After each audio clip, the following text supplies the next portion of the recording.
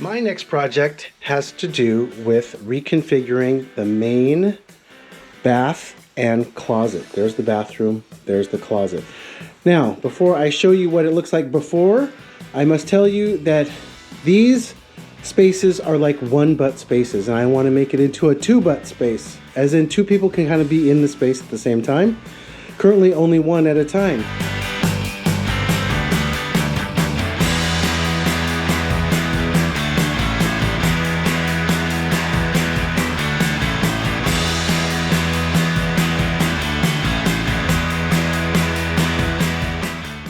So if we go into the closet, it's not very big. It is a walk-in, but you can see here, I've started getting all my stuff out.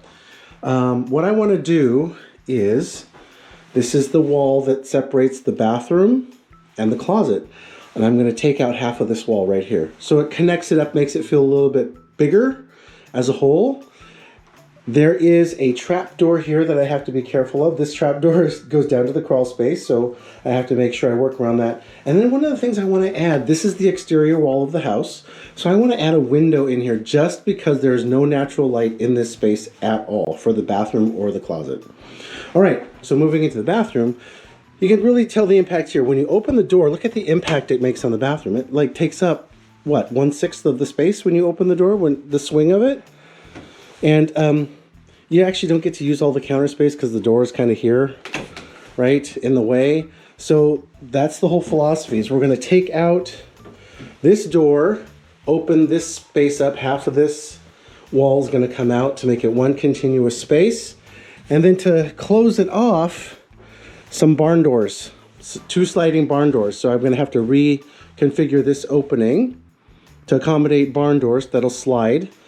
And then, of course, there's some electrical that has to be redone. This light switch here too, as well. Okay, so let us get going on this project.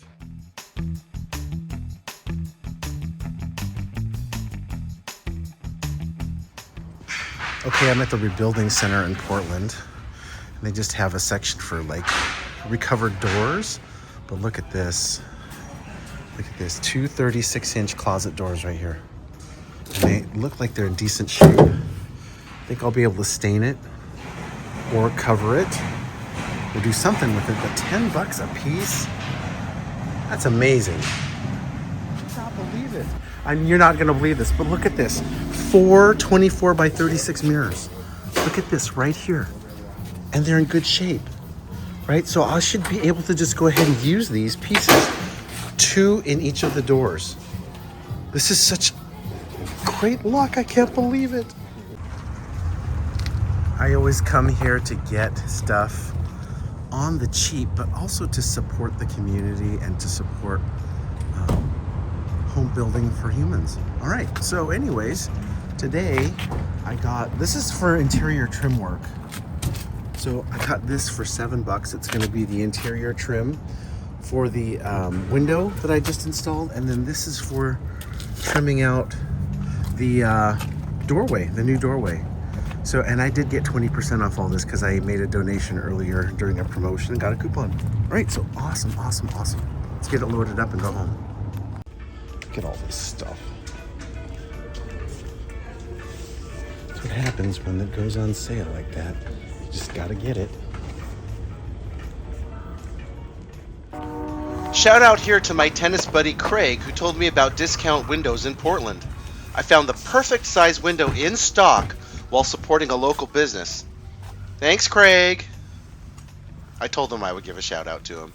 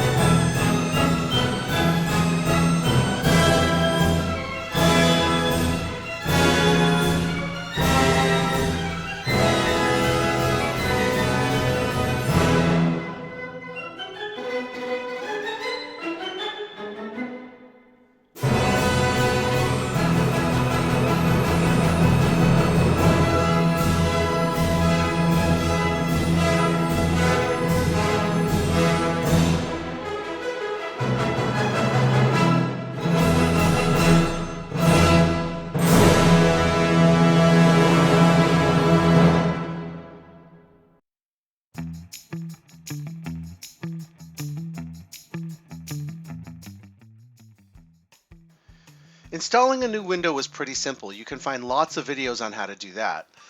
The new skill I learned was how to use J-channel. Now, what is J-channel, you ask? It's basically an end piece for vinyl siding to cover up jagged edges and keep the siding tight against the door or window. It looks like this and is shaped like a J. There were two challenges here. The first was finding a supplier who didn't sell J-channel in bulk. I had to travel about 25 miles into Beaverton to find a supplier who sold just a couple of 10-foot pieces to me instead of sets of 10 or 20. Second, I had no idea that cutting J-channel around a window or door could be so complicated. I spent several hours figuring it out, but eventually I got it, and luckily I bought an extra length of J-channel while I was there because I ended up botching my first try. In the end, it looks okay for a beginner. And inside the house, it was a simple matter of framing in the opening, getting the insulation and the plastic barrier back in, and then we are ready to cover. All right, we're ready to close up. This is where things start slowing down immensely because I think anything where you see a finished surface, that's just where things slow down because you have to really take the time to get it right. All right, so for doorway trim, around the new opening, you'll remember that I found this beautiful piece of paneling and cut it to size, and now I'm staining it, and it's taking to this walnut stain really well. This is not gel stain, this is regular oil-based stain. And I plan to do not only the doorway trim in this, but also the new closet doors that I got from the Rebuilding Center in Portland. I finished the first layer of mud. Probably we'll do a second and a third. In between layers, you always sand, right? Sand it down, but dust gets everywhere. Sheetrock dust gets everywhere. So I always vacuum while I do it, just kind of, get it so it doesn't get on everything. It gets most of it out of the air and off of stuff, but not all of it. All right, here we go.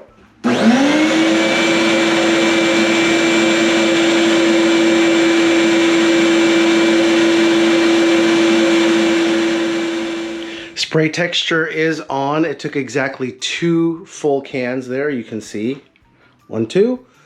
And oh man, spray texture gets everywhere. I don't know if you can see all the droplets. It sprays, it gets everything just messy. So my recommendation is to really do a good prep on the area. As you can see, I've done with plastic everywhere that I don't want it. Don't let pets, don't let kids into the area because it will just increase the mess. We are ready for paint. Primed, textured, ready to go. Let's go in here, have a look. We are ready for some paint.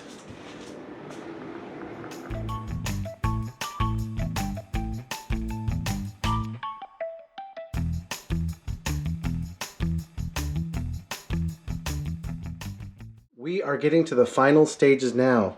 The trim is on, and I'm ready to start moving in the new closet.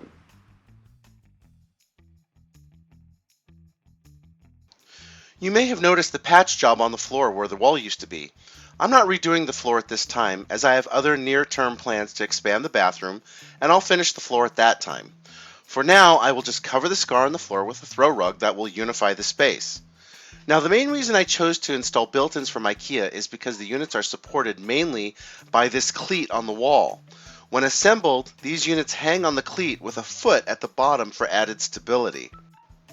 Remember the access door to the crawl space under the house? Well, with some ingenuity and my handy drill, I was able to move the support feet in this area back to clear the access door. The other thing I like about the IKEA closet system is that it's modular. You can add drawers, shoe racks, hanging rails, wire baskets, and customize your closet in whatever configuration you like. Not only that, IKEA is like Legos for adults. I actually enjoy assembling my own units. Turn on some tunes, get some takeout, and of course a fun outing to the recycling center after you're done.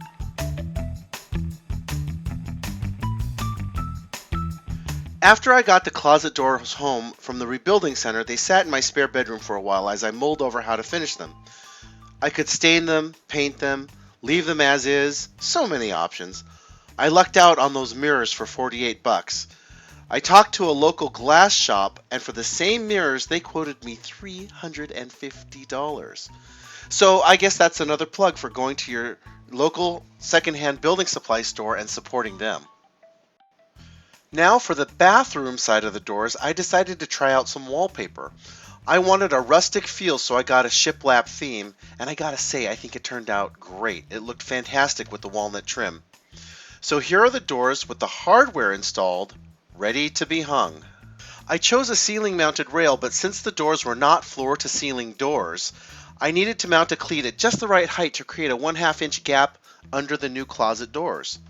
My friend Bobby came over to help me install the cleat. I just got back from Hawaii with him, and we had a great time, and so I'm shamelessly plugging that video. Link is in the upper right. Okay, I chose some thicker Simpson strong ties to support the weight of the doors. Even though they are hollow core doors, the addition of the mirrors gives them some added weight. After that, I screwed the rail to the cleat, and then please be sure to put the trolleys in the track before closing up the end caps and installing door stops on the inside of the rails. Luckily, I thought of that ahead of time, but there was one thing I didn't think of. The doors look great. Measured perfectly at the bottom, right? Now I'm going to close these and show you what happens. You know, nothing is ever 100% smooth. Okay, so I close this one to here, right about the middle. And I close this one to here. Oh, look at that gap. That's like a 1-inch gap. And why? It's because the trolley wheel's up there. Can you see that? I didn't count on the trolley wheels protruding past the edge of the doorway. So I'm going to have to back off these 2 brackets. The problem is these are hollow core doors, and so there's only meat like that far in, like that far. So there's not going to be any meat here, but there will be meat here, I think, for the these bolts to hold on to, and I'm hoping 1 is enough. This will just be kind of cosmetic. It'll do some good, but they're not solid core doors, and so they're not as heavy as they could be. So I'm thinking hopefully 1 bolt is enough here to hold this door. Hoping. Okay, but I have to redo that. I have to back these off like by 1 inch or so each, and then a little bit of redo, but then we'll call it good. Here's a shot of the final project. I moved one of the door brackets back to close that gap and decided to leave the other one until the lack of symmetry really bothers me. It doesn't right now. I added matching trim to cover the cleat and installed door guides on the floor. And with that, here's a tour. Welcome to the Phase 2 remodel of the primary suite. Now remember, there used to be a closet door right over here that opened out into the bedroom. So this whole corner of the bedroom was inaccessible due to the swing of that closet door. With all of that gone and a new sliding barn door, I reclaimed this entire corner of the room, and I placed this nice storage unit there. Now let's check out the closet. Due to the more efficient use of space, I was able to add an exterior window, which makes the closet feel so much bigger and brings natural light in from the outside. Have a look. There really is a lot of great space in the closet now due to the more efficient use of the space. I've got a lot more storage. Nothing was really changed in the bathroom, but what I really like about joining these spaces together is when I get out of the shower, I can get right into the closet and get dressed without having to go out through one door, through the bedroom, and through another door. Now, speaking of doors, I'm going to close these doors again and show you the finish on the bathroom closet side of the doors.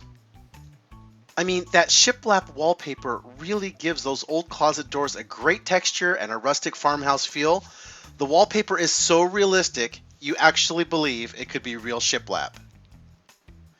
Hey, by not hiring any contractors to assist and finding perfect building materials at a great discount, the total cost of this project was about $1,500. And the details of my expenses are coming right up.